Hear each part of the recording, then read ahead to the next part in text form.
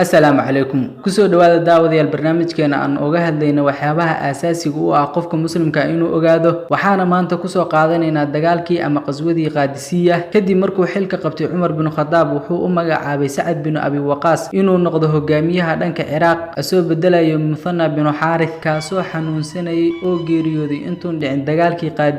dagaalkii Qaadisiya wuxuu kamid ahaa dagaaladii ay galeen muslimiinta kuwooda ugu adkaa wuxuuna socday 4 maalin oo isxigxigtay afarta maalin oo kala ahaa maalintii Imaarath maalintii Iqwath maalintii Ammaas iyo maalintii Qaadisiya Furs waxay ahayd dawlad weyn oo jirtay waqti badan kana hor imaatay oo diiday diinta Islaamka waxaa loo diyaariyay ciidan xoogan oo lagu qiyaasay 36,000 oo dagaalyahan oo uu hogaaminayay Sa'ad bin Abi Waqqas dhanka kalena waxaa soo baxay ciidan xoogan oo hogaaminayay Rustam oo watay 40 maroodiyada dagaalka ah iyo dagaalyahano lagu qiyaasay 90 ilaa 120,000 waxaa la iskugu imaaday Qaadisiya muslimiinta waxay tukadeen salaadii duhur Sa'adna wuxuu ku tujiyay muslimiinta suuratul anfaal waxayna kor u qaaday macnawiyaadka mujaahidiinta waxayna u diyaar garoobeen dagaalkii Sa'ad wuu xanuunsanayay suuragalna uma ahayn inuu ka qayb qaato dagaalka wuxuuna dagaalka kala socday oo uu ka hogaaminayay meel sare oo ka baxsan goobta dagaalka maalintii koobaad dagaalku wuxuu ku furfuray Sa'ad takbiirta Allahu akbar muslimiintana waxay bilaabeen inay takbiirsanayaan kadibna waxaa mubaaraso u soo baxay Rabiic Ghalib Amr iyo Hashim waxaana u soo baxay 3 ka socotay dagaalyahanadii kale Rabiic wuxuu ka taqalusay kii ku soo aaday muslimiintana waxay bilaabeen inay takbiirsanayaan Rabiic iyo Amrna waxay ka taqaluseen kuwii ku soo aaday kii soo harayna markuu arkay asxaabtiisii la laayay asagana wuu cararay waxaana la ilaamiyay bilowga dagaalka ayadoo ciidamadii Furs ay ka soo dhaqaaqeen dhanka midig waxayna wajaheen muslimiintii qaybta ku aadanayd ciidanka Furs waxaa horkacay maroodiyada dagaalka